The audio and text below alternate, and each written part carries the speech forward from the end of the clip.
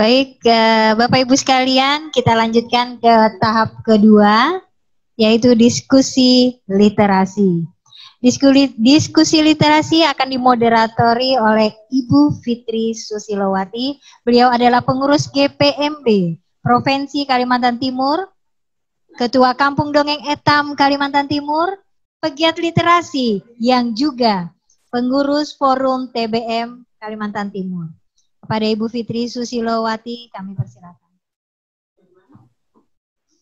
Iya. Ya, Assalamualaikum warahmatullahi wabarakatuh. Salam literasi. Ya, sekalian tadi kan kita baru mencanangkan tadi salam GPMB. Indonesia membaca. Iya. Pak Dharma paling keras nih suaranya. Baik Bapak dan Ibu sekalian yang sudah bersama kami di sini, terima kasih atas kehadirannya. Mungkin tadi panitia sudah absen siapa-siapa yang hadir. Mudah-mudahan acara kita hari ini bisa berlangsung dengan lancar. Terima kasih Bapak dan Ibu sekalian yang sudah hadir untuk diskusi kita hari ini. Diskusi kita hari ini akan menghadirkan dua tokoh yang luar biasa di Kalimantan Timur, bahkan juga mungkin menasional ini. Ya, kita akan menghadirkan Bapak Saprudin Pernyata. Beliau adalah seorang pegiat literasi yang cukup kreatif, ya, cukup produktif. Dengan buku-bukunya, saya suka sekali itu novel-novelnya Pak Saprudin, bagus-bagus sekali. Kemudian dan itu semua akhir-akhir ini beliau sangat banyak sekali berbicara tentang Samarindanya, Kalimantannya, dan itu menurut saya sangat untuk orang Kalimantan Timur tuh sangat suatu banget. Dan saya juga masih mengingat dari profil beliau, salah satu cerpen pertama yang diciptakan oleh beliau adalah Cinta Pertama. Ya Pak Saprudin, mudah-mudahan benar. Beliau adalah dosen, juga sekarang ini menekuni dunia wirausaha dengan usaha tempat wisata dan gerai karpet. Dan beliau adalah salah satu mentor dan salah satu narasumber yang sangat handal untuk bicara tentang wirausaha. Ya, Pak Saprudin akan membawakan materi tentang mendongkrak literasi menulis untuk generasi milenial. Tepuk tangan dulu buat Pak Saprudin. Kok nggak kedengarannya? Baik, selanjutnya untuk pembicara kedua adalah Bapak Pak Dharma Ongis. Biasanya ini nama kerennya Pak Dharma Ongis. Dharma mantap. Pak Dharma, mana suaranya? Gak kedengaran, tadi nyaring tuh suaranya. Lagi di unmute tuh. Oh gitu. Okay. Iya, Pak Dharma ini adalah seorang guru, dosen, kemudian ini guru saya juga Pak Dharma ini. Dulu teman main tapi sekarang jadi guru saya. Beliau adalah seorang seniman juga, penyiar yang sangat produktif dan juga seorang penulis. Beliau juga terkenal dengan pantomim kalau nggak salah nih Pak Dharma. Mudah-mudahan masih aktif itu. Ya, kali ini Pak Dharma akan membawakan judul Potret Minat Baca Generasi Digital Native dan Kesiapan Mereka Berkompetisi di Era Revolusi 5.0. Ya, ini materi kita hari ini dan kita memang sedang di era 4.0 tapi akan menuju ke era 5.0 di mana nantinya masyarakat 5.0 itu adalah masyarakat yang berpusat pada manusia. Jadi bagaimana kita sebagai manusia bisa meng-create, bisa membuat aktivitas kita itu lebih meningkat pada kapasitas diri kita. Oke? Baik, Bapak dan Ibu sekalian, kita beri kesempatan buat Bapak dan Bapak Saprudin Pernyata dan Bapak Dharma untuk bisa mengisi panggung kita. Dan untuk kesempatan pertama dalam waktu 15 menit, saya persilakan kepada Bapak Saprudin Pernyata untuk bisa mengisi panggungnya. Silakan.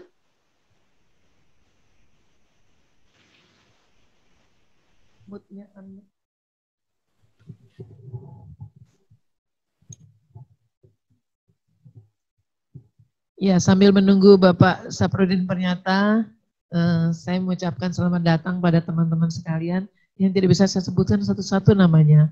Mungkin dari daerah-daerah ya, dari Balikpapan, dari Berau, dari Bontang, PPU, Samarinda sendiri. Selamat mengikuti acara kita hari ini dan nanti sampai selesai di pembentukan Arsat Musda. Pak Saprudin sudah hadir, Pak? Sudah? Balikpapan juga hadir. Balik. Iya. Sudah disebut. Sudah, Bu. Silakan Pak Saprudin. Iya, halo. Sudah berada di depan. Silakan Pak. Ya disuruh apa saya ini? Ya, suaranya dari tadi saya nggak bisa dengar gitu loh, maka saya keluar dulu tadi baru. Oh gitu, baik. Pak Saprudin Pernyata, hari ini adalah diskusi kita untuk dalam rangka Musda GPMB. Nah, Pak Saprudin hari ini mendapatkan tugas untuk memberikan pencerahan pada kita semua tentang mendongkrak literasi menulis generasi milenial. Oh gitu. Iya, silakan Pak. Berapa menit? 15 menit Pak Saprudin. Oh. Ya terima kasih kepada Ibu Fitri Susilawati ya. Iya Pak. Soalnya di layar Ibu lebih cantik dari yang biasa saya lihat. Setahun lebih muda gitu ya. Aduh. Nah benar ini. Iya Pak, terima kasih. Mengatakan sesuatu yang baik kan tidak apa-apa. Tidak dilarang, ini hari Kamis. Ya kawan-kawan semua, saya berterima kasih kemarin memang Pak Taufik mengundang saya untuk bicara hal ini. Tapi saya bilang oke, dengan catatan jangan bebani saya bikin paper gitu. Karena kalau disuruh bikin novel mungkin satu bab bisa saya bikin. Tapi kalau bikin paper lalu harus mengikuti sistematika tertentu, saya agak repot. Saya melihat bahwa kalau kita bicara baca kan itu mesti kita bicara sisi tulis. Tidak mungkin kita bicara baca, tidak bicara sisi tulis. Begitu juga kalau kita bicara sisi tulis, kita mesti bicara sisi baca. Jadi baca tulis itu seperti sebuah uang logam. Kalau satu keping tidak ada, tidak akan diterima oleh para penjual es krim gitu. Dianggap uangnya tidak laku. Nah, dalam kaitan itu kita bisa melihat perspektif kegiatan literasi ini dari dua hal utama, baca dan tulis. Kalau kita membicarakan bagaimana minat generasi milenial terhadap dunia tulis menulis, itu tentu saya ingin menyampaikan. Oh iya Pak Fadli, terima kasih, ini ada chatting. Saya ingin menyampaikan bahwa agak susah kita untuk untuk melihatnya. Kalau kita katakan minat baca mereka tinggi, kemampuan menulis mereka tinggi, saya kira betul kemampuan menulis di sosmed generasi milenial sekarang ini luar biasa. Mengalahkan karena mungkin satu hari sebagian besar generasi milenial suka menulis, tapi menulisnya di Facebook, di Instagram, sebagian di Twitter gitu. Begitu juga kalau membaca. Generasi milenial sekarang kalau untuk membaca luar biasa. Hanya masalahnya yang dibaca itu yang jadi soal gitu. Dan yang dibaca itu tidak ada, kurang tersaring. Dan bisa jadi kurang tersaring itu nanti berakibat pada kurang membawa minat baca mereka atau minat tulis mereka itu ke arah pencapaian dari studi mereka kalau mereka kuliah atau mereka masih sekolah. Padahal saya ingin mengatakan kepada kawan-kawan, kepada warga bahwa menulis itu sesungguhnya bukanlah pekerjaan bakat, tapi pekerjaan tukang. Jadi siapapun bisa menjadi penulis, tidak harus dia punya bakat. Tapi kalau orang punya bakat kemudian suka menulis, maka dia akan bisa menjadi penulis yang baik. Nah, seperti itu. Akan tetapi kalau kita juga mengatakan minat generasi milenial di dalam tulis menulis, yang tulis menulis dalam tanda petik yang serius, yang sungguh-sungguh, itu juga tidak bisa serta-merta kita menyalahkan mereka, karena jujur ya, saya melihat mahasiswa, saya pernah menjadi guru, pernah menjadi dosen. Mahasiswa S1 saja yang sudah makan pendidikan SD, SMP, SMA, dan kemudian kuliah di perguruan tinggi 4 tahun. Kemampuan menulis mereka tuh payah. Ada banyak mahasiswa yang justru terlambat menulis, terlambat selesai bukan karena kemampuan memahami, mempraktekkan apa yang diajarkan oleh dosennya, tapi lebih pada kemampuan menulis skripsi. Kemampuan menulis skripsi yang tidak semua memiliki, inilah yang acap kali bisa terjadi penyimpangan-penyimpangan, melanggar hak cipta orang lain. Ganti judulnya, kalau judulnya sekarang di Samarinda dibikin aja di Berau misalnya, tapi persoalannya sama. Itu acap kita temui ya, kalau ada yang tidak memenuhi itu mungkin karena dia kebetulan tidak baca saja, tapi itu sering terjadi. Gampang sekali bagi seorang dosen untuk melihat apakah dia bisa menulis dengan baik atau tidak, itu dengan melihat biasanya yang original itu, yang maksud saya yang asli itu adalah pengantarnya. Pengantarnya itu kalau dia bagus, insya Allah tulisannya bagus. Tapi kalau pengantarnya saja tidak bagus, lalu batang tubuh tulisannya bagus, harus dicurigai itu batang tubuh, bukan itu yang bersangkutan. Kalau kita tanya penyebabnya apa, secara akademis menurut saya adalah kelemahan kita sendiri. Jadi ruang untuk apa ya, untuk memberikan kesempatan menulis kepada murid di SD, di SMP, di SMA, menurut saya sangat sedikit. Hanya sekolah-sekolah tertentu yang kemudian karena gurunya punya keinginan yang kuat agar anaknya bisa menulis, kemudian memberikan perhatian khusus. Dia suka memberi tugas kepada murid menulis, dan dia secara konsisten kemudian memeriksa tulisan muridnya. Kalau guru hanya memberi tugas tapi juga tidak pernah membaca, tidak pernah memberi saran, itu tidak akan memuaskan muridnya. Kalau muridnya tidak puas, tentu bila ada tugas menulis berikutnya, dia menulis sembarangan saja. Yang penting covernya baik, itu dijilid dengan baik, ada foto barangkali, gurunya terperangah, bagus ini, kasih nilai bagus. Tapi belum tentu dibaca. Saya tidak mengatakan atau mengeneralisasi persoalan ini, tapi ini acap kali terjadi. Pengalaman saya 16 tahun misalnya menjadi pengajar dulu, sampai 2012 saya menemukan hal itu. Nah, untuk itu, maka perlu ada semacam dorongan yang kuat, kalau tidak bisa diwadahi melalui kegiatan intra sekolah, melalui ekstra sekolah. Caranya bagaimana? Bu Fitri ini yang paling pintar menurut saya. Bu Fitri itu sering mengadakan acara yang namanya outbound. Pergi ke alam, tadabur alam. Anak-anak dibawa ke alam, kemudian diberi tugas untuk menceritakan, tidak dengan menulis. Karena kalau dimulai dengan menulis, biasanya ceritanya itu jadi tidak alami. Suruh saja mereka bicara secara lisan, apa yang dia lihat, apa yang dia rasakan selama kegiatan itu.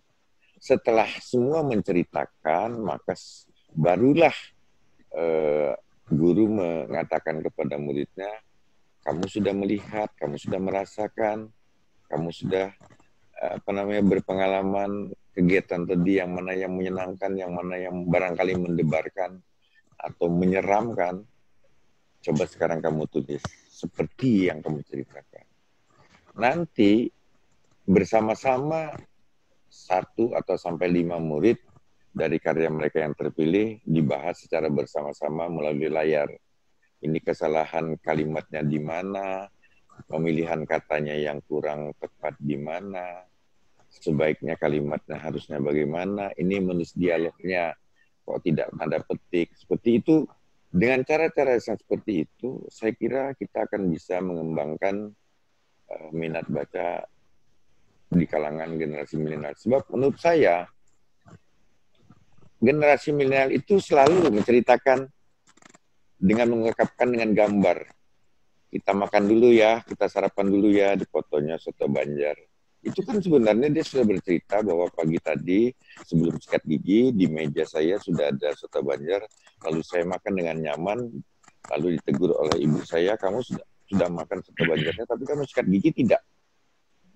Wah, itu kan sebenarnya cerita yang ringan-ringan bisa ditulis lagi oleh muridnya, dibuat di. Saya ingin mengatakan pekerjaan menulis itu ada pekerjaan tukang karena bahannya itu ada di depan mata. Kecuali kalau menulisnya fiksi, nah itu bahannya ada di alam hayal. Tapi kalau menulisnya tidak fiksi, bercerita tapi bukan fiksi, kan bahannya ada. Dia bisa lihat, dia bisa rasakan, dikumpulkan apa yang dia lihat, dirasakan, kemudian ditatanya. Dari A ke Z dulu kah, atau dari Z ke A, seperti itu.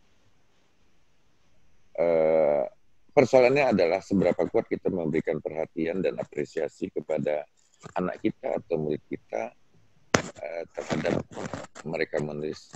Kalau orang dulu banyak yang menulis, itu bisa dipahami karena dulu tidak ada dunia visual ya. Televisi masih satu, sekarang televisi sudah ribuan karena ada televisi YouTube. Ini tantangan yang besar bagi kita untuk meningkatkan minat baca. Karena apa? Baca tulis itu seperti sekeping uang logam. Kalau satu di antaranya tidak ada, maka kegiatan berikutnya tidak ada. Kalau generasi kita tidak suka menulis, akibatnya mereka tidak bisa membaca. Tanda petik tidak bisanya. Dia tidak bisa membaca karya anak Indonesia. Kalau di Kaltim tidak bisa membaca karya anak Kaltim. Kalau tidak ada yang menulis cerita tentang legenda, cerita rakyat yang ada di Kalimantan Timur, tentu tidak ada bacaan tentang itu kan. Jadi biarpun ada orang yang senang baca, kalau bacaannya tidak ada, maka dia akan membaca apa? Membaca karya-karya orang lain yang di luar. Kalau di dalam negeri mungkin yang dia baca tentang Sangkuriang di Jawa Barat, atau tentang Malin Kundang masa lalu yang di Sumatera Barat, tapi dia tidak tahu tentang Kaltim. Maka saya melihat kalau dunia tulis menulis ini kurang diminati oleh para remaja, ini berbahaya bagi peradaban kita di masa depan. Kita menjadi negeri yang asing, makanan kita asing, nama kita asing, nama jalan kita asing, semuanya asing, sehingga saya tidak akan lagi mendengar ada orang bernama Ibu Fitri Susilowati. Namanya sudah menjadi Georgina Shepentina, tinggal di bukit apa, kalau bukit itu ya Valley apa Hills gitu.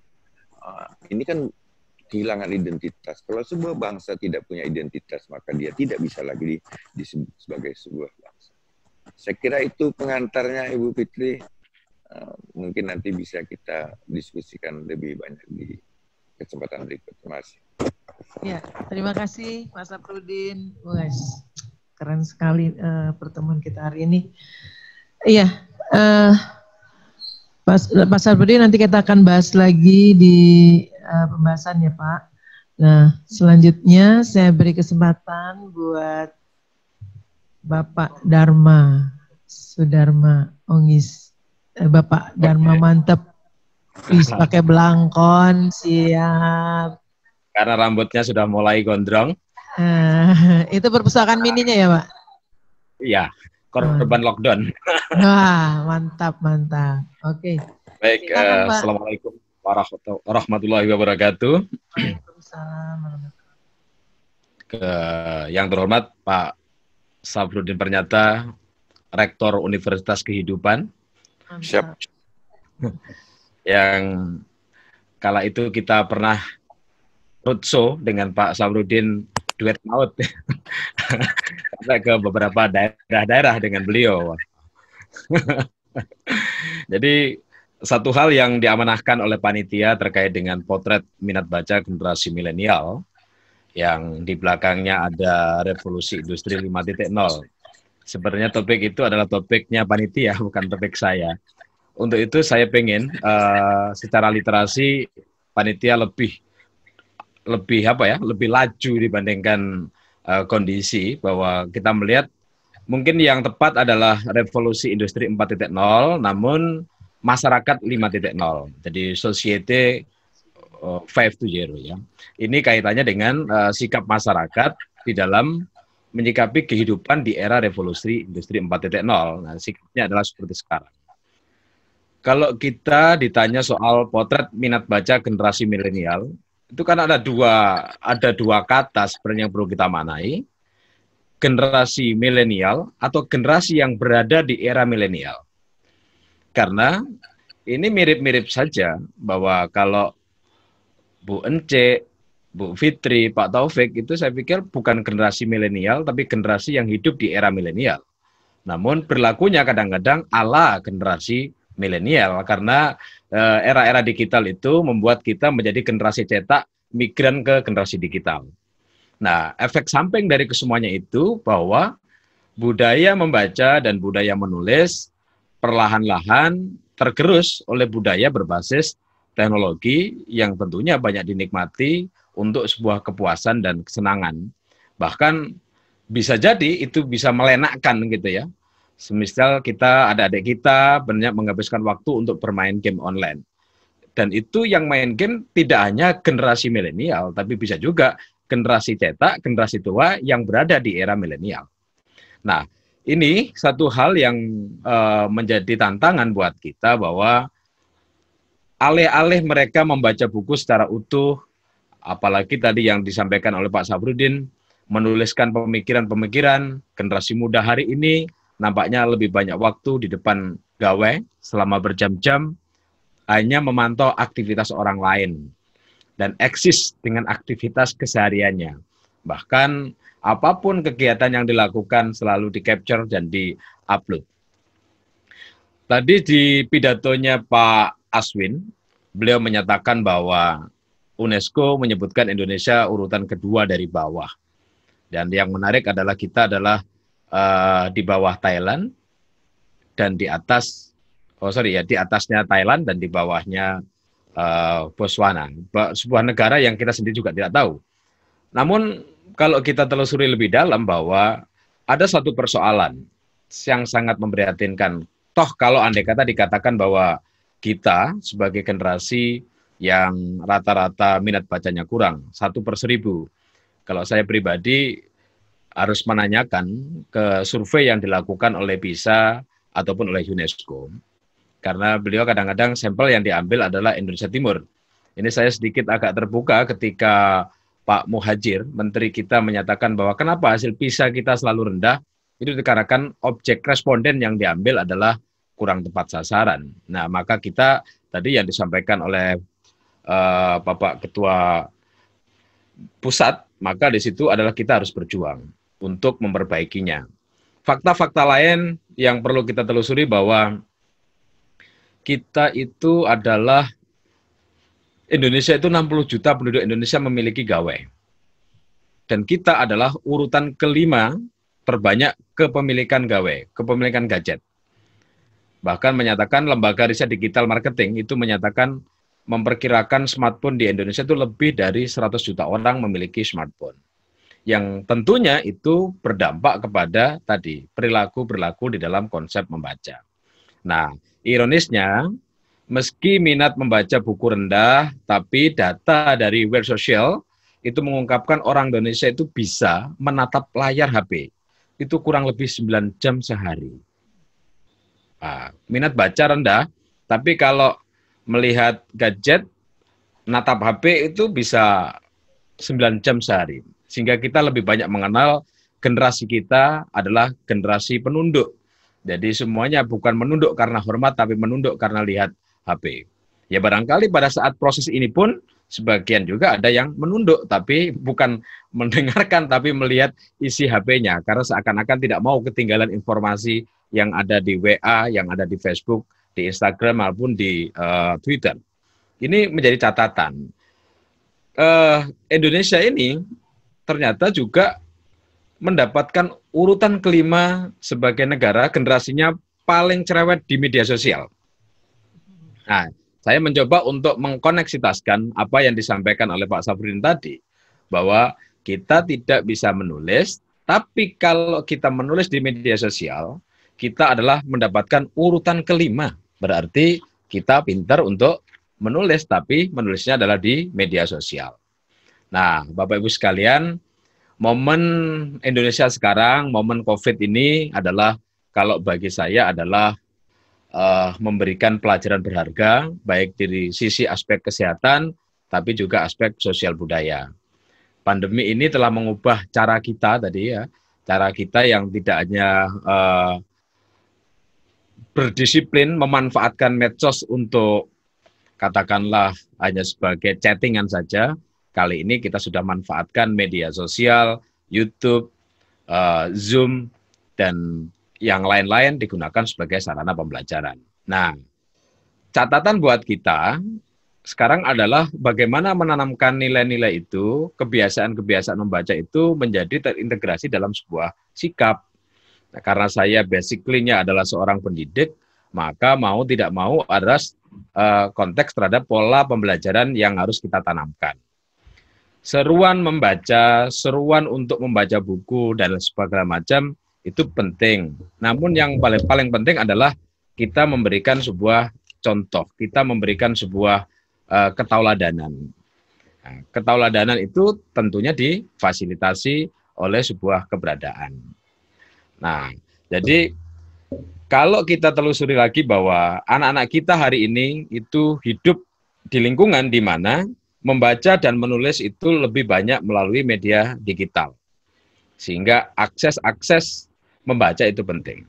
Coba kita lihat kondisi bahwa ketika di sekolah, anak-anak kita dilarang membawa gawe, dilarang membawa HP. Padahal itu adalah kebiasaan anak-anak kita sekarang di era digital. Anak-anak milenial itu lebih suka untuk menggunakan akses digital. Kalau kita kan buku ya. Jadi kalau kita sekarang menulis, harga buku akan semakin murah karena lewat Google Play, lewat buku. Nah, ini menjadi catatan buat kita. Sehingga sekolah juga senantiasa harus memfasilitasi buku-buku melalui buku-buku digital. Nah, wong kita gini, jangan sampai anak era milenial ini kebiasaannya apa, terus kita suguhi dengan selera kita. Itu kan kita agak sedikit terjadi ketimpangan. Selera anak kita berbeda dengan selera kita. Supaya gerakan membaca, minat baca meningkat di era anak-anak generasi milenial, maka kita suguhi format yang sesuai dengan selera anak-anak kita. Sama dengan kita makan, kalau minat misalnya kawan-kawan, Bapak Ibu sekalian, suaminya itu sukanya makan apa? Kalau sukanya adalah makan rawon, jangan disuguhi soto Makassar. Atau sebaliknya, sukanya soto Makassar, disuguhi rawon, kendati pun bahannya mirip-mirip, cuma beda dengan keluaknya saja. Nah, jadi kalau matching antara apa yang diinginkan dengan apa yang diberikan, insya Allah akan menumbuhkan sebuah minat yang baik kepada anak-anak kita. Ini tataran-tataran ini perlu direvolusi juga oleh pihak-pihak di sekolahan. Bagaimana memanfaatkan perpustakaan di sekolah misalnya? Bagaimana kita mengajak anak-anak kita gemar membaca, kalau perpustakaan, waktu membaca anak hanya disediakan pada waktu istirahat. Judulnya saja, waktu istirahat. Istirahat ya untuk istirahat, bukan untuk membaca. Nah, ini yang menjadi catatan buat kita untuk senantiasa memberikan hal-hal positif buat anak-anak kita. Yang berikutnya adalah anak-anak kita nampaknya ada kekurangannya, yaitu kemampuan untuk memahami apa yang tersirat dari yang tersurat.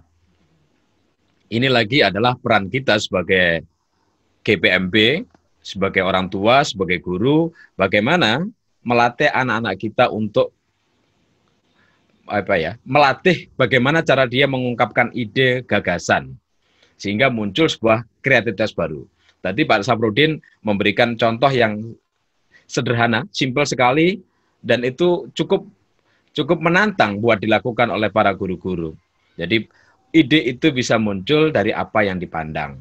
Nah, kalau profesi saya misalnya sebagai seorang penyiar, sebagai seorang guru, mau tidak mau, untuk bisa memberikan apa yang kita ucapkan banyak, tentu kita juga harus membacanya banyak. Jadi apa yang masuk itu adalah apa yang keluar.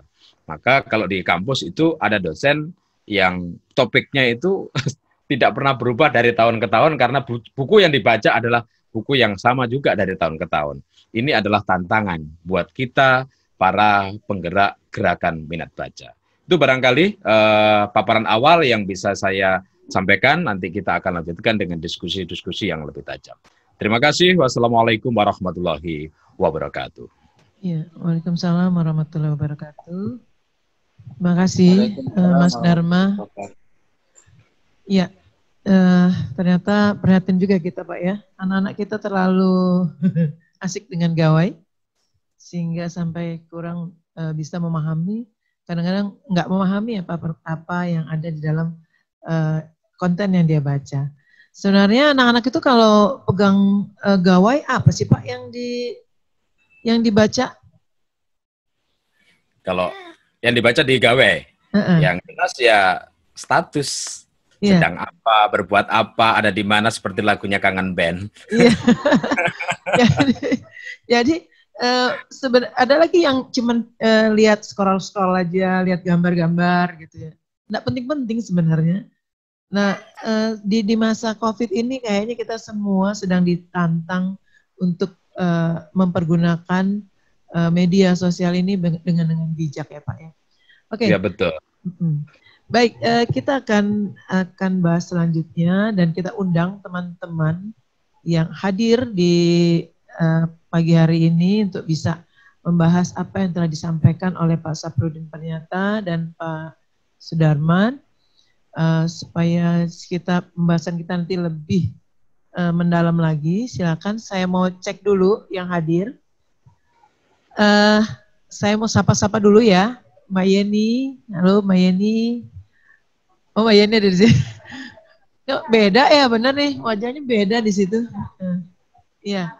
Kemudian Pak Kadis DPKP, selamat siang Pak. DPKD ya. Oke.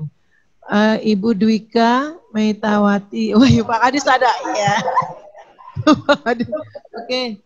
Pak Ali Kusno, halo Pak Ali Kusno, udah siap. Bu Rina. Kemudian GPMB Samarinda, Ibu, selamat sudah hadir. Bapak Arifuddin Paitoni, Bapak. Pak Arif. Sip.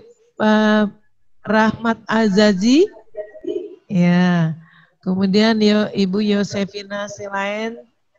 Pak Yosefa Silaen. Kemudian Pak Fahrullah. Pak Panggi. Halo Pak. Pak Rizky, nggak ada nih. Ibu Utami Dinarita, standby ya. Siapa lagi nih? Pak Rahmat Azazi, halo. Ganti orang ini ya. Pak Widi. Pak Widi ini ketua GPMB mana nih Pak? Kemudian Pak Fadli. Ya. Berau ya, GPMB Berau. Kemudian Pak Fadli GPMB Samarinda. Wah, terima kasih sudah hadir. Kemudian GPMB Balikpapan, GPMB Pasir ada? Humas Pasir ada, oke. Ibu Sri Rahayu Ningtyas nih kayaknya udah standby. Oke, ada lagi Pak, coba lagi. Ibu Rina Mutiara, halo. Dari Bontang ya. Oke, baik. Sambil kita menunggu teman-teman yang lainnya muncul, saya persilakan dulu teman-teman yang hadir di sini. Selain yang dari GPMB, saya kasih kesempatan dulu buat teman-teman dari luar GPMB. Silakan. Halo Pak Nurul, Ibu Anissa, ya. Saya kasih kesempatan dulu buat teman-teman yang ingin bertanya, yang ingin membahas ini silakan. Mungkin dengan cara mengangkat tangan dulu, nanti baru saya persilakan. Boleh silakan angkat tangan? Iya, silakan kesempatan buat teman-teman dulu. Boleh angkat tangannya? Halo. Pak Suratno, halo, apa kabar Pak Suratno? Assalamualaikum Bu Fitri. Ya, masuk Pak. Ya. Terima kasih, masuk Bu Fitri. Ya, saya kasih kesempatan. Oke, angkat tangan dulu ya Pak ya. Nanti ada lagi yang lain, boleh angkat tangan? Oke, kalau belum silakan. Siapa? Pak GPMB Brau. Oke. Pak Galaxy J7 Pro. Enggak ada namanya nih Pak.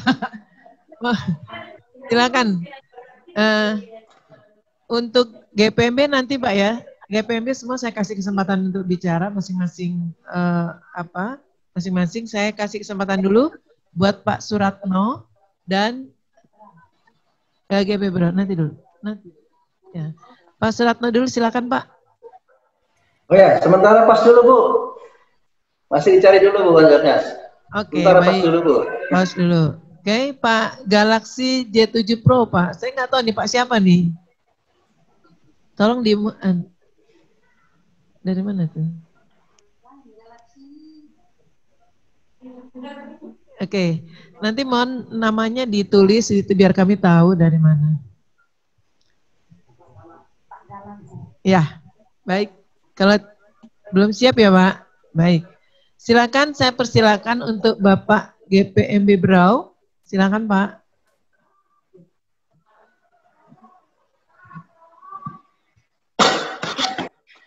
Lanjut dulu Bu. Ya. Lanjut dulu. Begini, Bapak dan Ibu sekalian, saya berikan kesempatan ini untuk kita lebih banyak diskusinya supaya kita bisa memanfaatkan kesempatan ini dengan sebaik-baiknya. Jadi silakan Bapak dan Ibu untuk memanfaatkan. Ibu, Halo? Ibu siapa? Bu Winda. Silakan Ibu Winda. Bu Winda Yanti. Silakan Bu. Mungkin ini kita jaringannya di beberapa tempat mungkin nggak terlalu bagus, tapi nggak apa-apa, kita coba aja. Silakan Bu Winda.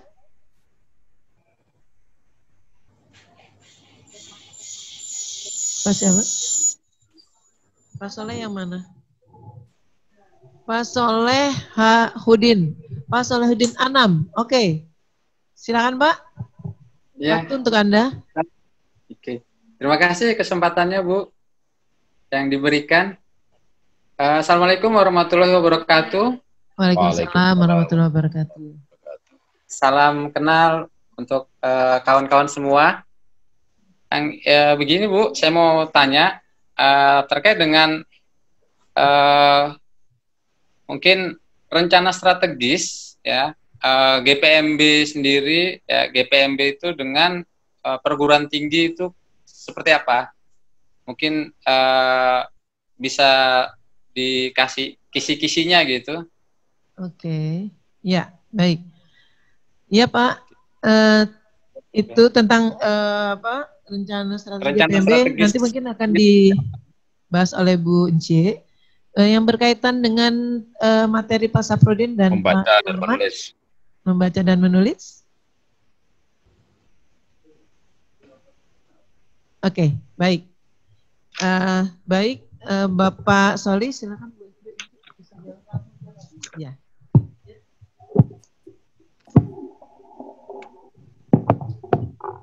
Bismillahirrahmanirrahim. Assalamualaikum warahmatullahi wabarakatuh. Untuk Pak Soleh ya, mungkin tadi harapannya kita mau pertanyaannya kepada dua narasumber ya, dengan yang disampaikan oleh Bapak Safrudin Pernyata dan Pak Darman.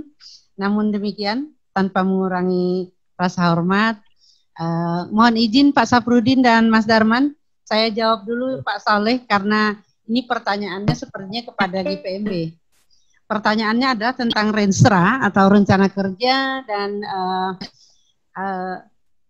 kerjasama. Jadi dalam hal ini Renstra untuk yang lalu memang sudah kita rencana kerja sudah kita jalankan. Kita 2016 sampai 2019 sebenarnya, dan beberapa hal sudah kita laksanakan. Namun demikian memang mungkin ada juga yang belum sempat terlaksana. Kemudian untuk kerjasama ini banyak. Di antaranya adalah kita dengan Bank Indonesia, ya Pak Taufik ya, dengan Bank Indonesia, kemudian dengan Unmul Mengajar, kemudian dengan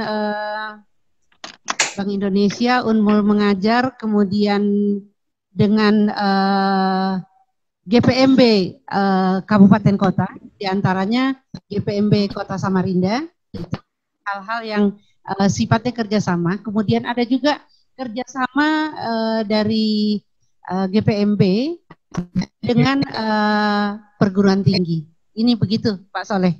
Jadi harapannya ke depan untuk pengurus yang akan datang mudah-mudahan bisa ditingkatkan lagi kerjasama ini yang memang untuk dengan Bank Indonesia ini biasanya berjalan terus secara periodik seperti itu.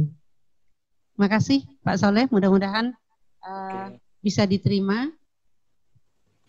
Ya, terima kasih Pak Soleh. Ini tadi jawaban dari Ibu Ence Widya, beliau selaku Ketua GPMB Kalimantan Timur.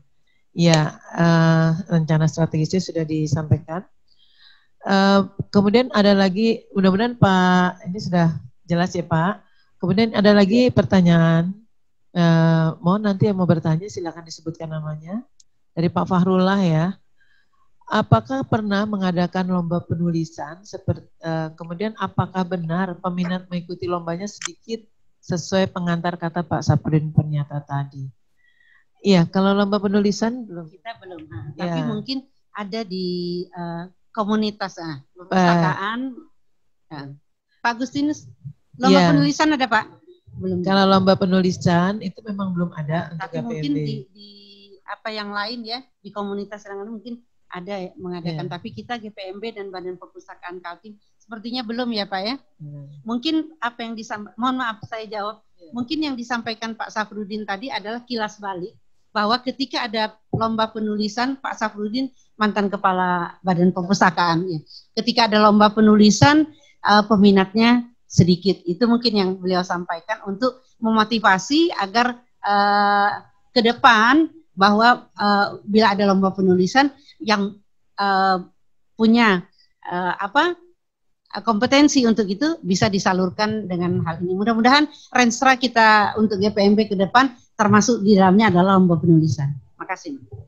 Iya, baik, terima kasih Bu Unci. Baik, Pak Fadilah tadi ya. Pak Farullah, terima kasih atas pertanyaannya. Mau ini sekedar sharing dengan Pak Saprudin. Pak, ada kecenderungan, ini Bu Unis kemarin sebenarnya yang ada berkeluh kesah nih Pak, bahwa anak-anak sekarang, anak-anak SMA itu agak sulit kalau diajak untuk nulis. Kira-kira begitukah Pak kondisinya sekarang? Bagaimana caranya kita bisa meningkatkan ya minat anak-anak SMA menulis kembali gitu. Tapi kan tadi Bapak bilang mereka nggak nulis karena memang kurang baca gitu ya. Jadi memang ada sinergis keduanya. Mungkin Pak Saprudin bisa kasih pencerahan untuk itu. Tapi ini sebelumnya ada lagi masukan Pak.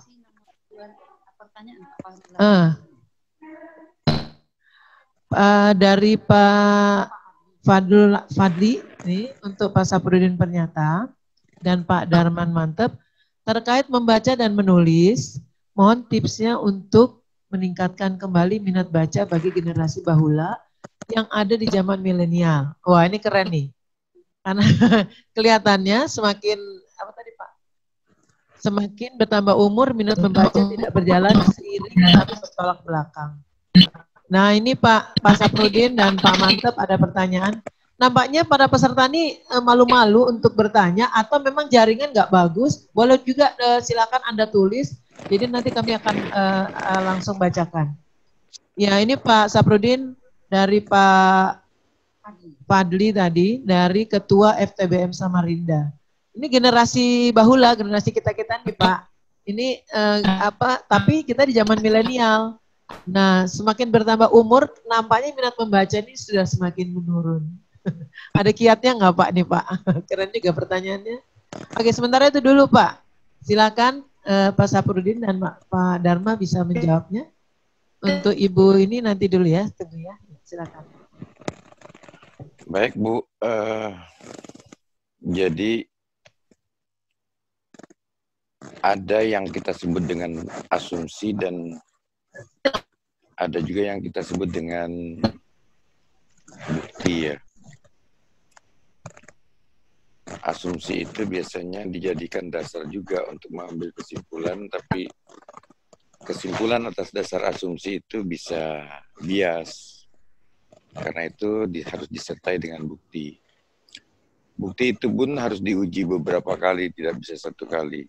Jadi saya pun tadi mengatakan kalau dikatakan anak milenial tidak suka membaca, waduh mereka bisa membaca berlama-lama di gawainya gitu, mencari informasi yang dia perlukan, dia senang. Kalau menulis, mereka juga menulis, tapi menulis yang tentu berbeda dengan menulis yang kita maksud. Saya tergabung dalam suatu grup yang namanya Komunitas Bisa Menulis, KBM. Tahukah Bapak Ibu bahwa KBM itu isinya emak-emak? Bukan milenial ya. Ya. Di KBM itu sekarang yang dikomandani oleh Ibu Asma Nadia dan Pak Isa Alamsyah, itu anggotanya 1 juta orang. Boleh nanti diperiksa. Kemarin sudah 970.000 ya. Tapi sekarang ditulis anggota 1 juta begitu. Dan saya percaya itu. Di KBM itu sama dengan di grup, kalau di Samarinda itu ada namanya Busam. Kita posting dalam hitungan 1-2 menit barangkali postingan kita sudah lewat karena ada muncul postingan baru.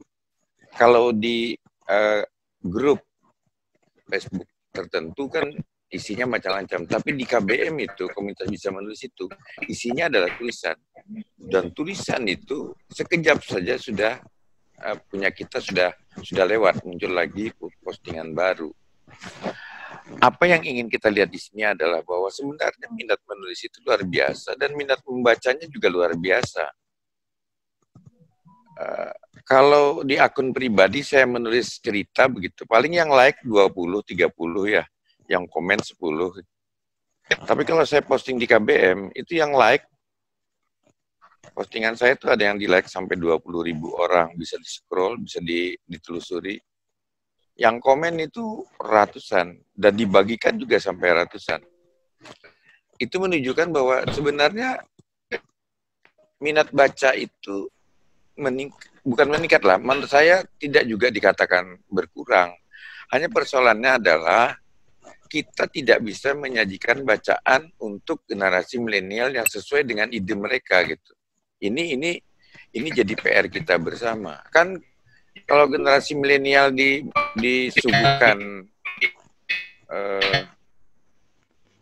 disuguhkan bacaan yang tidak menjadi bagian dari kehidupan mereka, tentu mereka tidak akan seperti orang yang hobinya makan seperti saya, hobi makan sayur waluh besantan diberi dengan palu mara. Saya tidak makan palu mara meskipun keluarga saya penyerang palu mara. Jadi ini soal, kalau orang jualan itu soal Anda tawarkan apa, saya perlunya apa. Kalau Anda tawarkan sesuatu yang tidak saya perlukan, tidak saya baca.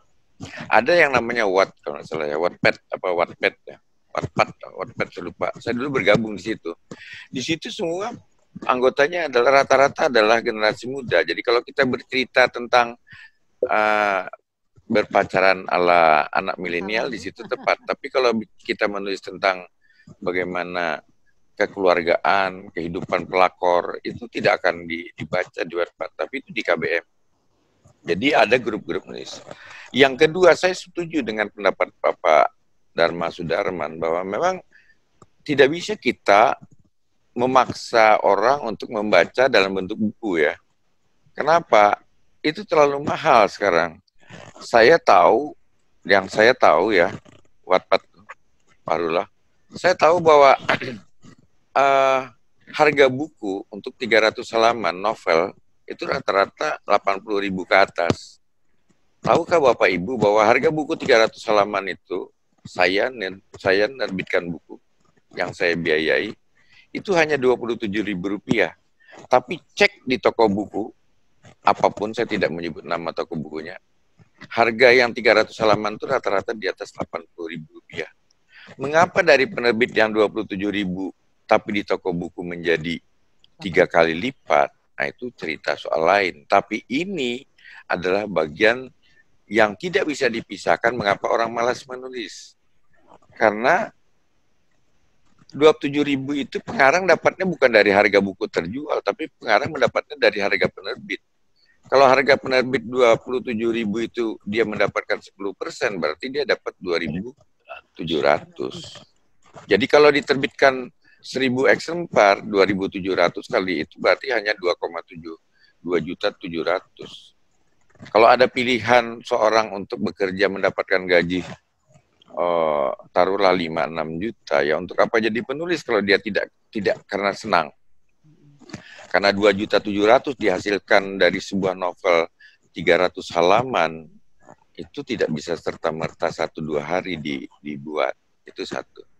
Yang kedua, ya kita harus membiasakan juga anak-anak kita menulis tidak dalam bentuk seperti yang kita pikirkan. Tulislah mereka di media sosial mereka.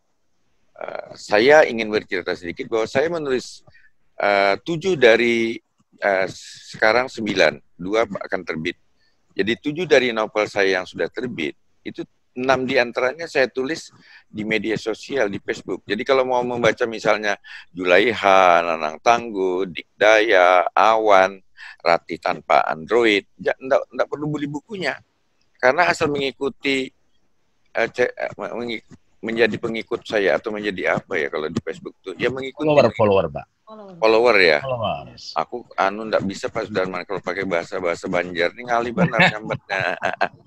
Follower kita itu asal mengikuti menjadi follower saya, dia akan bisa membacakan bisa mengikuti itu sampai tamat. Sekarang ini misalnya di KBM saya menulis ulang dengan edit di sana sini Nanang Tangguh, dan hari ini akan saya posting bab ke-40. Bab ke-40 itu 40 bab. Kalau digaji 2.700.000, kalau tidak karena saya senang, tidak akan saya lakukan. Jujur saja. Sekarang saya sedang menulis cerita bersambung namanya Rambe Sindang Mankuat. Itu bab 13 dari rencana 30 bab. Jadi memang menulis itu juga saya ingin mengatakan apresiasi masyarakat dan pemerintah kurang. Coba sekarang saya tanya, di pemerintah Provinsi Kalimantan Timur ini siapa organisasi perangkat daerah yang bertanggung jawab menerbitkan buku karangan anak-anak Kalimantan Timur yang terpilih tentu ya, yang masuk seleksi dengan kriteria tertentu. Siapa organisasi perangkat daerah yang mau menerbitkan legenda cerita rakyat Kutai? Ya, kalau kemudian itu tidak bisa terjawab, berarti lembaga organisasi perangkat daerah menganggap kehadiran buku buat anak-anak kita untuk mengisi perpustakaan di taman baca, di perpustakaan kelurahan atau perpustakaan desa, di perpustakaan sekolah, perpustakaan kabupaten kota. Isinya ya tidak ada tulisan tentang itu gitu. Jadi kalau kita mengatakan minat baca terhadap karya lokal, tidak ada karya lokalnya, siapa yang nulis? Apa salary, apa penghargaan yang diberikan kepada para penulis? Kalau menulis hanya karena senang, tidak banyak orang. Tapi menulis, mohon maaf, ada orang yang mendapatkan penghargaan, kita dengar tuh ya, kalau yang olahragawan misalnya, dapat juara nasional, itu kan mesti dapat Pak Dharma kan, mendapatkan apa dari pemerintah sampai ratusan juta gitu. Tapi seorang Korilayu Rampan meninggal dengan karya yang spektakuler dan dikenal dunia, malah sepi-sepi saja. Nah itu Bu Enci, gitu ya. Saya tidak ingin mengatakan diri saya ya, tapi kita melihat Jumri Obeng. Seperti apa nasibnya? Atau Johan Sabaldam, Pak. Coba. Johan Sabalha misalnya, banyak banget tulisannya. Salah satu karyanya yang saya senangi adalah Runtuhnya Martadipura. Meskipun itu novel, tapi berlatar sejarah. Menarik. Tapi siapa yang menghargai? Nah ini, padahal untuk menerbitkan buku, kalau hanya 10.000 kali 30.000 kan 300 juta. Kecil itu bagi sebuah organisasi perangkat daerah untuk mengadakan. Itu kalau kita nyetak 10.000, kalau kita nyetak 1.000 hanya dengan 1.000 kali 27.000 kan 27 juta. Terlalu kecil dana itu. Tapi kan kita tidak peduli. Sama dengan saya tidak peduli mau dibaca atau tidak karangan saya nulis saja. Seperti itu. Bu Fitri, Bu Enci ya, mohon maaf. Saya sedikit menanggapi mungkin Pak, boleh ya Bu Fitri. Saya diskusi ini tentu mengasihkan, ibaratnya 24 jam juga nggak bisa selesai. Utamanya tadi penghargaan kepada jurnalis atau penulis daerah kita. Saya Pak sedih kalau ingat, saya bisa menangis ketika Korilayun Rampan itu mendapatkan penghargaan dari Dewan Kesenian Kalimantan Timur. Beliau sudah agak sakit-sakitan datang. Dan itu dengan biaya sendiri, tetapi yang didapat hanya sebuah sertifikat. Beliau waktu itu menceritakan, saya sangat sedih, mudah-mudahan Korilayun Rampan ini bisa diangkat sebagai seorang pujangga, pahlawan, seniman, bagaimana beliau, dan ketika beliau berpulang sepi-sepi saja Pak, itu saya sangat sedih. Walaupun beliau pernah menjadi ketika pulang kampung menjadi seorang legislatif di Kutai Barat. Ya, jadi betapa Korilayun Rampan dengan karya-karyanya yang suka mendunia, kemudian di koran-koran nasional dia itu selalu tampil dengan internasional. Jadi ini mungkin memang penghargaan, mudah-mudahan bisa menggugah para pemimpin kita, apa yang disampaikan oleh Pak Saprudin. Ya, mudah-mudahan ada penghargaan yang bisa, ya seperti olahragawan bonus ketika dapat emas sekian ratus juta gitu. Kenapa seniman kita yang levelnya juga internasional tidak bisa mendapatkan penghargaan yang sedemikian? Mudah-mudahan ini bisa menggugah kita. Dan ini juga bahwa kedaerahan, tulisan kedaerahan ini sangat diperlukan Pak. Ketika Laskar Pelangi begitu mendunia sampai dibuat dalam 13 bahasa, bagaimana destinasi wisata Bangka Belitung itu menjadi terkenal oleh tulisan Andrea Herata. Jadi sebenarnya seniman kita juga banyak sekali Andrea Herata, tetapi mungkin tidak booming ketika Laskar Pelangi itu kan ceritanya merakyat sekali, bagaimana bersahajannya bangsa Indonesia di balik kemegahan tambang timah itu yang menggugah orangnya. Jadi mungkin tulisan-tulisan Pak Saprudin Pernyata, Pak Jobal, kemudian Jumri Obeng dengan kalau Jakarta itu terkenal dengan si manis jembatan Ancol, beliau menulis Jumri Obeng itu jembatan Mahakam itu Pak ya? Hantu di jembatan Mahakam.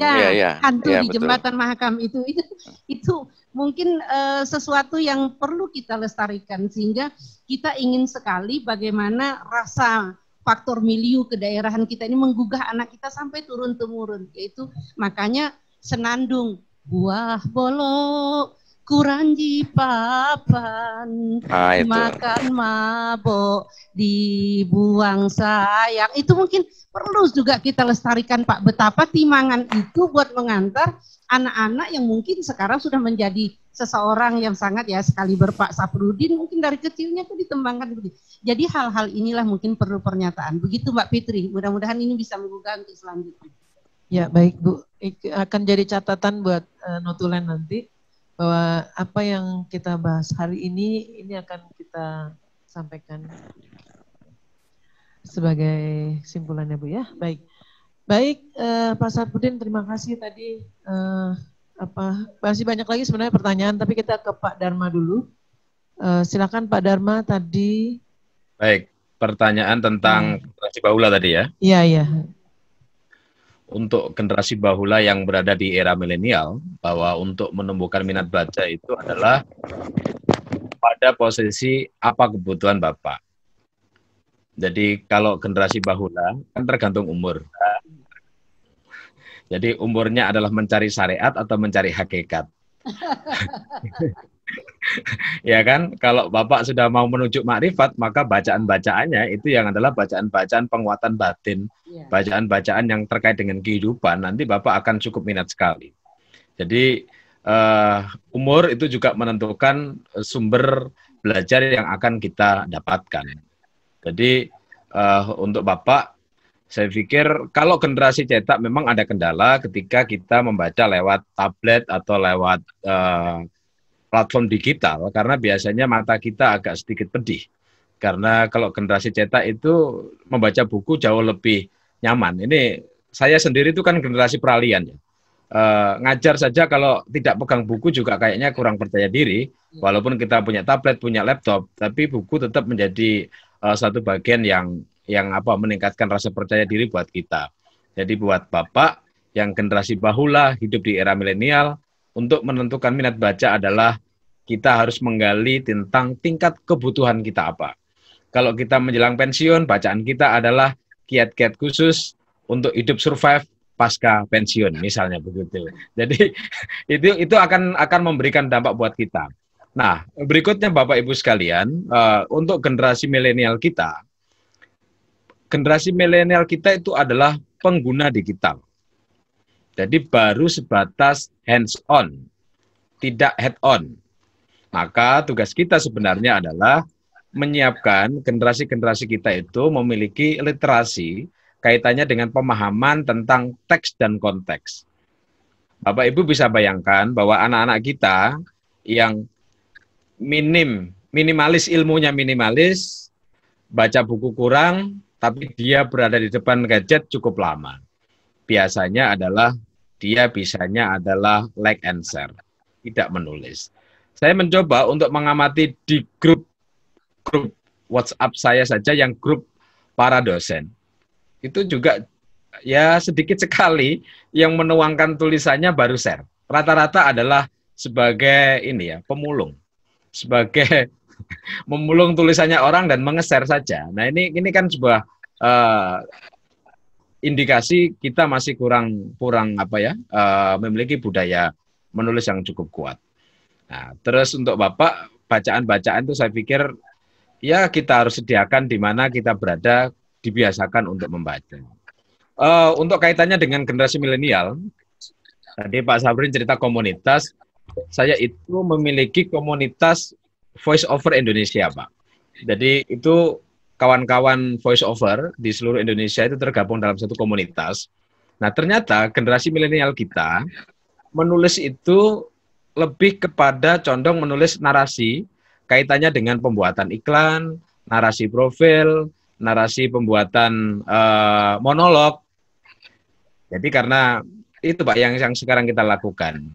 Sama dengan Pak, kita menulis dan kita lebih banyak membacanya itu adalah membaca nyaring, membaca dalam rangka untuk pembuatan iklan, membaca menjadi voice acting, jadi kita memerankan tokoh tertentu, kita belajar misalnya sekarang kita kasih kartun, karena profesi voice over itu adalah kita sekarang dalam rangka untuk melatih adik-adik muda itu untuk menjadi dubber dan juga voice over iklan. Itu di komunitas di Indonesia juga cukup jalan dan luar biasa. Ini kalau saya ingat bahwa dulu kita hanya mengenal Ferry Fadli, Eli Ermawati, Yvonne Rose menjadi dubber, Mario Untu yang sampai sekarang pintu satu belum dibuka, belum digantikan lagi orang yang bicara itu. Tapi di era milenial anak-anak kita kegemaran membacanya dan juga menulisnya nampaknya juga cukup variatif. Termasuk tadi menulis deskripsi terhadap iklan, kita membuat bahkan komen-komen terhadap produk itu juga sebenarnya kemampuan menulis. Dan itu tadi lebih menghasilkan dibandingkan menulis sebuah buku. Karena kalau kita membacakan narasi, kita menulis skrip saja, hitungannya kan per kata dihitung Rp1.000. Kita bisa bayangkan, membaca pun juga sama. Membaca iklan yang durasinya nggak sampai 5 menit, pendapatannya lebih besar daripada menulis buku yang penuh dengan perenungan. Itu anak-anak milenial itu rata-rata juga mempertimbangkan terhadap aspek ekonomisnya juga menjadi faktor penting di situ, Pak. Terima kasih, Mbak Fitri. Ya, terima kasih Mas Dharma. Baik, waktu kita masih panjang ini, masih ada 30 menit. Sebelumnya saya ingin kembali lagi ke konteks kita ya, Pak Saprudin, Pak Dharma.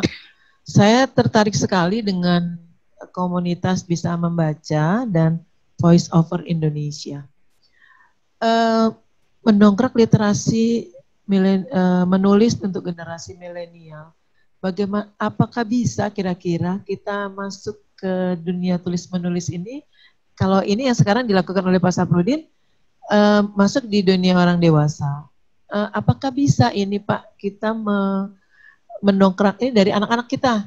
Jadi kita mencoba dengan anak-anak yang remaja menulis, tapi dengan gaya mereka sendiri.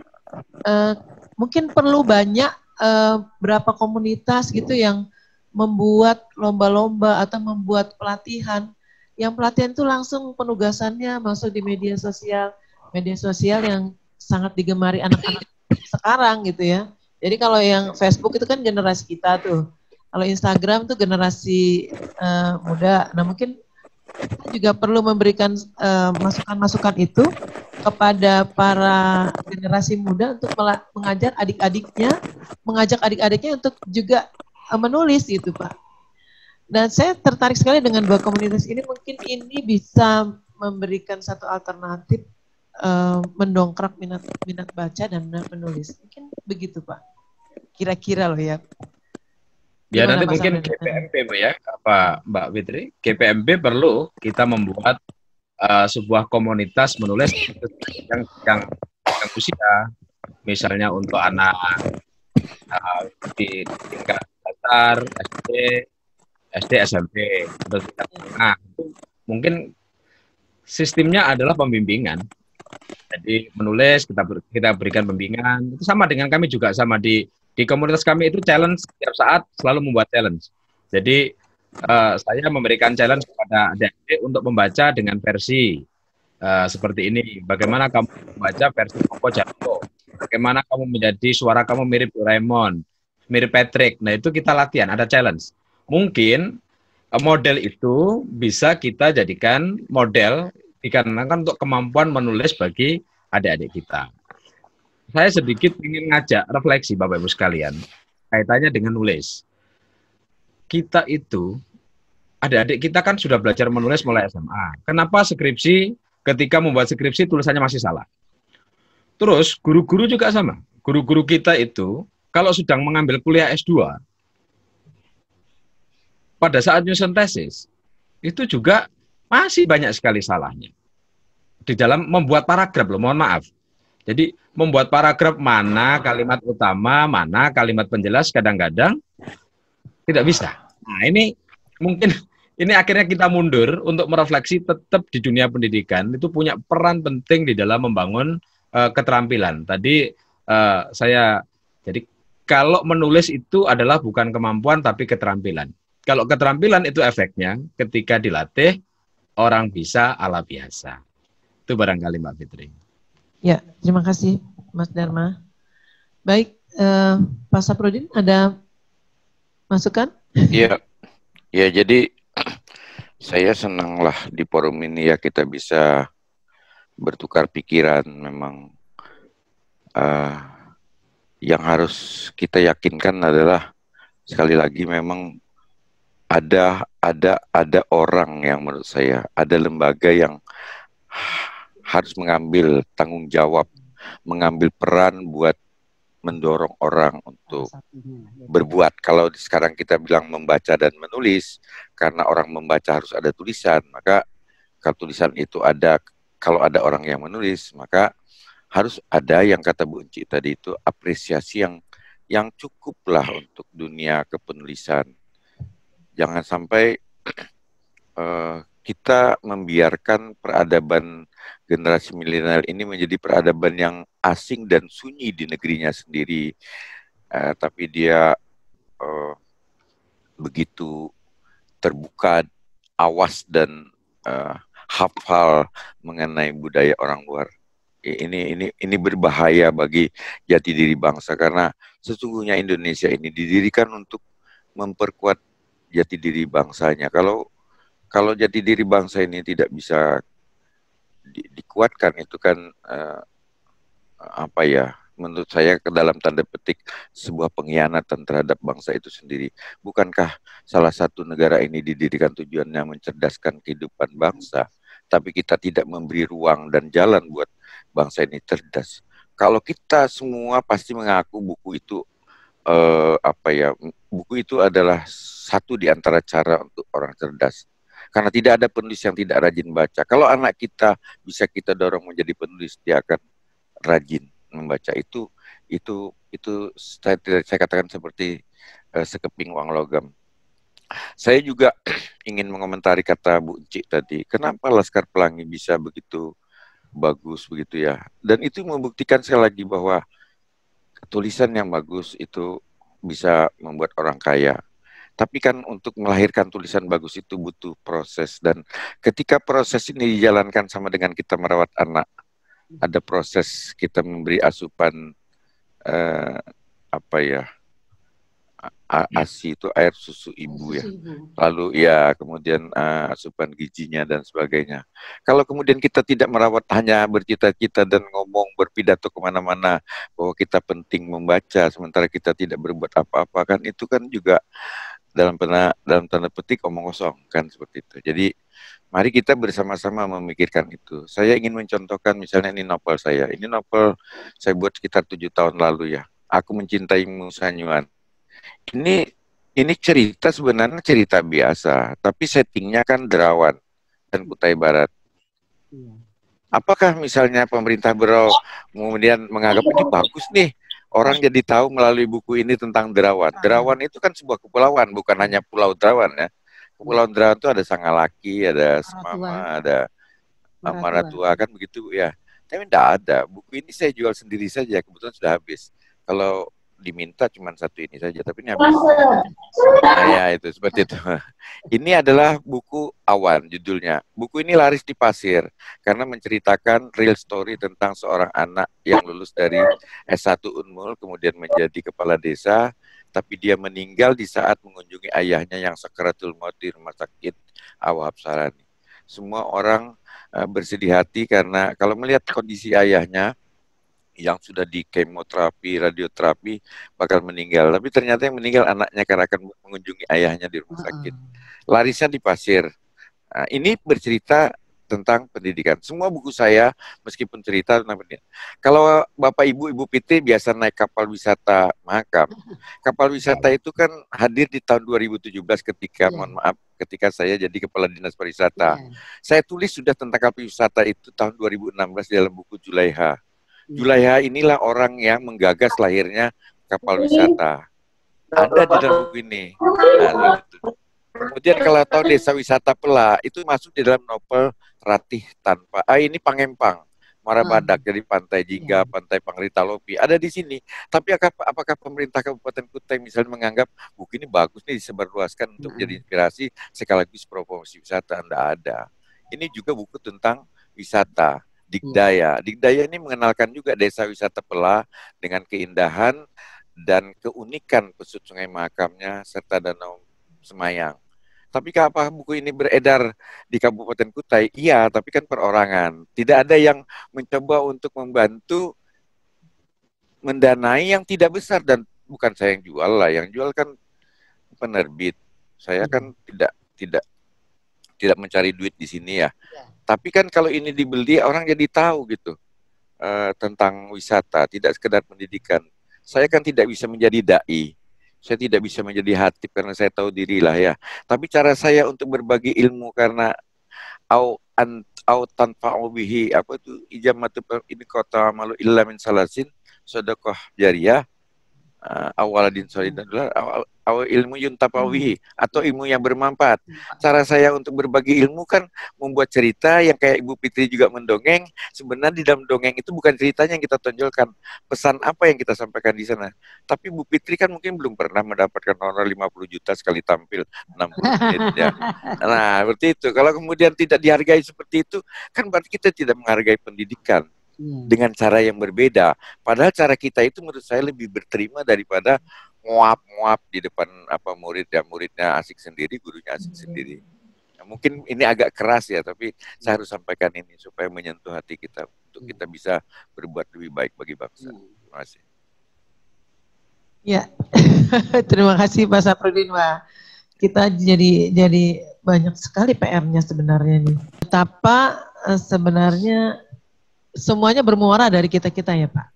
Dari ya kita mau mendongkrak anak-anak milenial untuk bisa bangkit, mencintai literasi, bermuaranya ternyata dari kita semua. Bagaimana kita bisa mengapresiasinya. Baik, Pak Saprudin, Pak Dharma, ini masih ada pertanyaan lagi. Untuk Bapak dan Ibu yang bertanya tentang GPMB nanti akan kita bahas pada saat di Musda. Jadi kita bahas yang pertanyaan untuk Pak Saprudin dulu ya Bapak. Untuk Ibu Yosefa dari Kaltara, ini sejauh mana perpustakaan provinsi provinsi terlibat dalam kegiatan GPMB? Oh ya boleh ini. Apa peran perpustakaan provinsi kabupaten menyikapi disrupsi teknologi, seberapa besar GPMB melibatkan teknologi dalam kegiatannya. Nah ini mungkin nanti Pak Bunci atau Pak Taufik ya, Pak Taufik yang ada persakaannya. Kemudian lagi dari Ibu Rusmini dari PPU ya, Dispusip. Pada Dinas Perpustakaan dan Arsip Kabupaten PPU, GPMB belum terbentuk. Mohon petunjuk arahan bagaimana tata cara pembentukan GPMB Kabupaten. Untuk ini dari GPMB PPU ikut dalam Musda nanti ya, nanti kita akan sampaikan di Musda gitu Pak Taufik ya. Untuk PPU ada. belum ada belum. Dia belum belum. Oke. Baik, nanti kita jawab ini Bu. Kemudian untuk Bu Winda Yanti dari DPKD Kaltim, pada Pak Saprudin, bagaimana kiat kita sebagai orang tua untuk meningkatkan motivasi menulis anak di rumah semasa pandemi ini? Kalau di gadget mereka cenderung hanya membaca dan menonton. Ya ini keren banget nih pertanyaannya.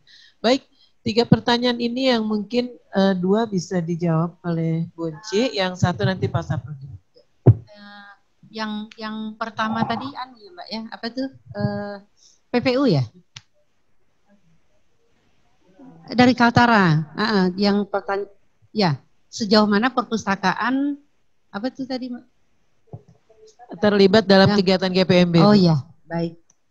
Mbak Yosefa, ini GPMB terbentuk memang difasilitasi oleh Dinas Perpustakaan karena GPMB ini merupakan mitra pemerintah. Kalau di Dewan Pendidikan itu mitra daripada Dinas Pendidikan, sementara GPMB adalah mitra daripada Dinas Perpustakaan. Waktu itu masih badan ya Pak ya, Badan Perpustakaan, dan pembentukannya difasilitasi oleh Dinas Perpustakaan. Oleh karena itu hari ini juga untuk undangan itu ada Dinas Perpustakaan yang diundang. Jadi kalau misalnya memang belum terbentuk, maka harapannya nanti Dinas Perpustakaan akan membentuk di daerahnya masing-masing. Jadi seperti itu. Itu yang Ibu Yosefa ya. Kemudian yang Bu Rusmini itu dari PPU, belum terbentuk, ya. Jadi kalau berkaitan itu pertanyaan dari Kaltara tadi, kalau PPU juga belum terbentuk, maka Dinas Perpustakaan nanti yang akan memfasilitasi untuk mengumpulkan komunitas-komunitas penggiat literasi, dikumpulkan lalu diadakan musyawarah untuk menunjuk siapa nanti yang akan duduk di GPMB. Harapannya tetap berkolaborasi dengan Dinas Perpustakaan karena memang supportingnya dari Dinas Perpustakaan dan kita adalah mitra dari perpustakaan. Begitu Bu Rusmini, mudah-mudahan PPU dekat, mudah-mudahan karena Balikpapan sudah terbentuk, kemudian Pasir sudah Pak ya, Pasir belum ya. Jadi PPU dan Pasir mudah-mudahan bisa mengikuti yang selanjutnya. Ya, makasih Mbak. Ya, baik. Terima kasih Bunci. Teman-teman semua, ini kita masih ada waktu lagi, 11 menit lagi. Ya, saya buka 2 pertanyaan, silakan. Mbak, belum terjawab ya, mana? Yang terakhir. Nah, ke Pak Saprudin. Silakan, Bu Yanti, Winda Yanti. Pak Saprudin, mohon untuk bisa dijawab. Itu yang pertanyaan mengenai bagaimana merangsang anak supaya mau di masa pandemi ini, Pak. Ya seharusnya tidak hanya di masa pandemi, tapi di mana saja kita biasakan, saran saya biasakan merangsang anak, menstimulasi anak agar suka menulis, karena saya katakan tadi menulis itu dekat dengan membaca. Orang-orang yang menjadi penulis hebat itu rata-rata adalah pembaca yang hebat. Jadi kalau dia membaca, dia akan menulis. Itu sebabnya, mohon maaf nih, misalnya di dalam agama Islam dikatakan ikro, bacalah. Perintah membaca itu pasti ada yang dituliskan, ada yang dibaca gitu. Jadi itu perintah yang yang tidak bisa dipisahkan. Itu satu. Yang kedua, kalau kita untuk anak, tentu kita tidak bisa dengan gaya masa lalu diberikan kertas lalu disuruh menulis. Suruh saja dia buat, nak, kamu ceritakan apa cita-citamu atau apa rencanamu kalau lulus SD, kalau dia masih SD, kalau dia SMP, apa lulusan SMP. Kalau cita-citamu baik, nanti akan Ibu usahakan atau akan Bapak usahakan, Bapak penuhi. Tapi coba kamu ceritakan itu secara tertulis, 1000 karakter misalnya. 1000 karakter itu sedikit kan, dalam diketik, nanti dikirim pakai WhatsApp atau pakai Messenger. Saya kira ada banyak jalan dan sekarang dimudahkan. Saya ini menulis rata-rata satu hari antara 7.000 sampai 10.000 karakter. Karena satu bab itu saya tidak pernah atau jarang sekali menulis bab itu berhenti. Saya sudah punya bagan di otak saya, bab ini akan bercerita ini, itu saya langsung ketik di program namanya Note atau catatan. Saya ketik di situ, biasanya malah saya tanpa edit, karena di HP saya itu kan ada namanya auto text ya. Kalau kita menulis sama, itu akan muncul Samarinda begitu, karena sering betul kata itu muncul. Jadi mudah sekali. Saya pikir betul kata Pak Dharma, bisa itu kan karena biasa. Kalau kita kepingin anak kita menulis tapi kita tidak membiasakan mereka menulis, itu kan mustahil. Jadi sudah dia menulis apa kegiatan muslimah di sekolah, berikan penghargaan. Ya kalau Anda punya niat untuk memberikan hadiah ulang tahun, bagilah hadiah ulang tahun itu menjadi 10 bagian, dan bagian-bagian kecil itu jadikan sebagai apresiasi setelah Anda membaca tulisan dia. Mungkin hanya 2-3 paragraf, tapi itu berarti bagi dia. Pujian saja dari seorang tua kepada anak itu luar biasa. Apalagi kalau kemudian hadiah yang diberikan itu sangat menyenangkan hatinya. Kita kadang-kadang hanya memberi hadiah setelah orang jadi juara. Menurut saya itu keliru. Sebab juara itu dilahirkan dari proses berlatih yang luar biasa. Proses berlatihnya itu yang harus kita berikan perhatian cukup gitu. Saya kira terima kasih.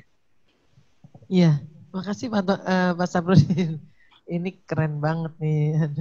Banyak sebenarnya yang bisa kita lakukan ya Pak.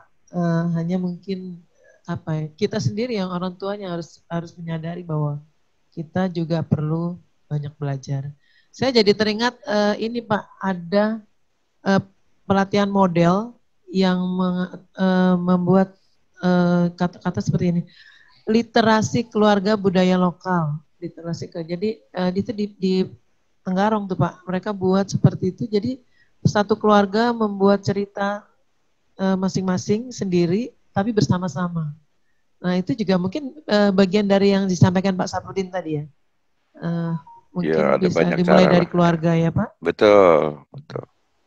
Ya, baik, terima kasih Pak. Ini ada lagi pertanyaan dari Pak Solehudin, dari Pak Solehudin Anam. Pertanyaannya untuk Pak Dharma, bagaimana strategi mengatasi generasi salin, tempel atau kopas agar berani menyampaikan gagasan secara original? Kemudian yang kedua adalah untuk GPMB Samarinda, dari GPMB Samarinda, Dukungan apa saja yang diberikan GPMB Provinsi terhadap GPMB Kabupaten Kota dalam meningkatkan minat budaya baca masyarakat? Nah, ini mungkin buat GPMB. Yang silakan Pak Dharma, pertanyaan dari Pak Solehudin, Pak. Terima kasih Mbak Fitri. Pak Solehudin Anam ya. Ini konteksnya konteks ilmiah atau konteks non ilmiah ya. Jadi kalau konteks ilmiah itu biasanya kalau kita ngingat guru-guru SD kita dulu, guru kita ya, mengajarkan kan silahkan tulis dengan bahasamu sendiri. Menulis dengan bahasa sendiri itu sebenarnya adalah representasi dari melatih anak-anak kita untuk menulis sesuai dengan gagasannya. Informasi yang didapatkan adalah informasi dari luar. Itu tidak kopas. Tapi tetap harus mencantumkan dari mana dia sumber itu ada. Itu kalau tulisan ilmiah. Yang sekarang itu adalah mengapa generasi kita kecenderungan salin tempel atau copy paste itu dikarenakan ia tidak pernah menghargai sebuah proses. Pengen tugas cepat. Nah tadi contoh misalnya ya, tugas-tugas yang diberikan oleh guru, tugas-tugas yang diberikan oleh dosen, kecenderungan kan orientasinya adalah banyak-banyakan. Nah, kalau saya balik biasanya. Kalau ilmiah, silahkan Anda baca 15 artikel dan silahkan tuangkan menjadi 1 halaman saja. Nah, 1 halaman saja itu berarti mahasiswa saya harus belajar membaca dari 15 artikel dan meramu menjadi 1 konsep yang dituangkan dalam 1 halaman. Itu teknik cara kita untuk mengatasi atau membuat generasi kita mampu untuk menimbulkan sebuah ide dan gagasan kepada karya-karyanya. Berikutnya juga saya itu kalau setiap malam Jumat nanti malam kan punya acara yang namanya Sang Guru, dan hari-hari harus menciptakan skrip yang digunakan untuk dibacakan. Karena nanti malam saya membahas tentang anak belajar dari kehidupan. Itu kan dari puisinya Dorothy Law. Nah, saya mencoba untuk masing-masing tipe puisi itu saya akan buat tulisan yang terkait dengan makna. Nah, itu latihannya seperti itu, Pak. Jadi melatih tema tertentu, mereka mencoba untuk gagasannya. Jadi kalau tadi menyampaikan gagasan orisinil secara menulisnya belum bisa, belajar menyampaikan gagasan orisinilnya melalui sebuah bahasa lisan. Kita harus ingat bahwa bangsa kita itu adalah bangsa dongeng loh ya. Kita lebih suka bercerita daripada suka menulis. Kadang-kadang cerita kita kan tak berujung. Itu yang jadi catatan. Makanya Mbak Fitri itu memilih mendongeng itu. Mudah-mudahan dongengan Bu Fitri itu juga bisa menjadi objek yang dituliskan. Nah, kan keren. Si Otan Bu ya. Si Otan atau si Opan? Kalau di Unmul tuh pakai Opan. Atan. Jadi cerita-cerita Atan itu sebenarnya kalau dibukukan juga jadi menarik. Jadi perjalanan Atan dari berbagai macam tema, setting tertentu itu juga menjadi sebuah tulisan. Jadi gagasan orisinal muncul dari sebuah apa yang ditangkap, belajar untuk menuangkan dengan pemikirannya sendiri. Itu Pak Solehudin Anam. Tadi Pak Soleh juga menulis Bu tentang apa beda mudik dengan pulang kampung. Jadi itu juga kalau kita merujuknya pakai bahasa teks bahasa Indonesia ya mesti sama. Tapi kalau kita pakai perenungan ternyata beda. Setelah saya merenung, mudik itu adalah ketika kita pulang, KTP-nya kita bukan KTP kampung kita. Jadi misalnya saya mudik ke Malang, itu KTP saya berarti KTP Samarinda. Tapi kalau saya pulang kampung ke Malang, KTP saya adalah KTP Malang. Itu untuk membedakan antara mudik dan pulang kampung. Nah. Oke. Ya, baik. Terima kasih Pak Dharma. Selanjutnya tadi itu iklan lewatnya bagus loh, Pak. Ya, yang terakhir itu pertanyaan dari Mbak siapa nih? Oh, Bu Is, ya. Sekarang di Dinas Perpustakaan Kota ya. Ini biduan, kemudian seniman menurun dari ayah dan ibu dan ayah beliau sampai ke beliau. Bu Is ini wah potensial sebenarnya. Penari juga Bu dia. Penari juga, penyanyi. Kalau menyanyikan lagu Indonesia Raya mesti 4 apa namanya nih? Oktav. Wah, Bu Is luar biasa. Jadi pertanyaan Bu Is itu adalah apa kontribusi GPMB Kaltim kepada kabupaten kota. Jadi kita kolaborasi Mbak Is ya. Kolaborasi dalam hal ini kalau dengan Kota Samarinda, Bu Endang, dulu Bu Endang itu adalah pengurus GPMB provinsi, tapi karena beliau diangkat menjadi ketua GPMB Kota Samarinda, beliau mengundurkan diri ya Pak ya. Akhirnya fight di Kota Samarinda dan pernah ada kolaborasi, beliau mengadakan acara kalau tidak salah itu di Hari Pendidikan, acara berdendang sambil membaca buku di SMP 22 di Jalan Pahlawan. Itu adalah inisiasi dari Ibu Endang GPMB Kota dan kami mensupport itu. Kemudian yang lain ada acara di Taman Samarinda itu Mbak ya. Acara di Taman Samarinda itu gebiar, 1000 anak membaca. Mbak Fitri itu inisiator, kemudian Bu Endang menggerakkan dan lahirlah kegiatan itu di mana dari kecamatan-kecamatan dari desa ya, se-Samarinda ada yang dari lain juga, kemudian itu ada 1000 itu. Jadi kontribusinya kerjasama Bu Is begitu. Jadi mudah-mudahan nanti bisa ditingkatkan kolaborasi, mungkin ada hal-hal lagi yang bisa kita lebih giatkan lagi pasca pandemi. Begitu ya Bu Is, makasih. Baik,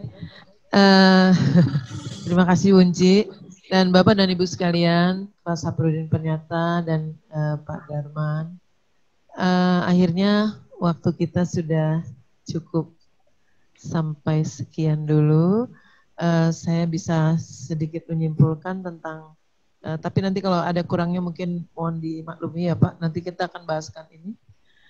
Setidaknya dalam pembicaraan kita hari ini bahwa pentingnya kita sebagai generasi sekarang ini untuk bisa memberikan semangat buat anak-anak kita, anak-anak milenial, untuk juga memberikan contoh kepada mereka, memberikan ruang pada mereka agar bisa mengapresiasikan diri dalam menulis dan kemudian memberikan contoh juga kepada mereka untuk kita juga membaca, generasi yang ada sekarang ini kita juga membaca. Jangan hanya menyuruh mereka membaca, tapi kita juga membaca supaya mereka juga bisa melihat contohnya. Kemudian juga mungkin bisa memberikan usulan dalam pertemuan ini juga nanti kita akan sampaikan bahwa pentingnya apresiasi bagi penulis ya, supaya bisa memberikan semangat. Orang yang prestasi olahraga saja bisa, kenapa penulis enggak? Karena sungguhnya penulis ini bisa menembus kemana saja. Sekarang sudah tidak ada batasan lagi bahwa kita bisa menyampaikan gagasan-gagasan kita ini lewat menulis. Pena lebih tajam daripada pedang ya Pak. Kemudian tadi juga disampaikan adalah apabila kita ingin mengajarkan anak-anak untuk menyampaikan gagasan, ajarkanlah mereka untuk bisa menyampaikan gagasan itu melalui lisan dulu, baru kita ajarkan mereka untuk menuliskannya. Dan banyak lagi tadi contoh-contoh yang telah disampaikan oleh Pak Saprudin dan Pak Sudarman. Betapa ide-ide itu banyak sebenarnya, hanya tergantung dari kita. Apakah kita mau melakukannya? Karena kalau kita tidak punya kemauan untuk melakukannya, maka generasi yang akan datang akan menjadi generasi yang biasa-biasa saja, yang hanya tergantung dengan gadget, dan itu gadget yang biasa-biasa saja. Mereka akan menjadi generasi yang tidak terlalu banyak manfaatnya nanti. Baik, Bapak dan Ibu sekalian, peserta diskusi hari ini, dan terima kasih Bapak Saprudin Pernyata dan Pak Sudarman. Mohon maaf lahir dan batin apabila dalam penyampaian ini saya ada kurangnya, dan apresiasi buat beliau. Mari kita berikan tepuk tangan buat Pak Saprudin. Dan untuk peserta diskusi lainnya juga saya mengucapkan terima kasih atas kesempatannya, atas kesediaan waktunya untuk mengikuti acara ini. Terima kasih. Assalamualaikum warahmatullahi wabarakatuh. Waalaikumsalam warahmatullahi wabarakatuh. Baik, Bapak Ibu sekalian, acara tahap kedua telah berakhir. Terima kasih kepada Bapak-Bapak narasumber, juga Ibu moderator, serta terima kasih atas partisipasi kepada seluruh peserta. Dan mohon maaf jika terdapat kekurangan atau kesalahan dalam pelaksanaan diskusi literasi pada hari ini.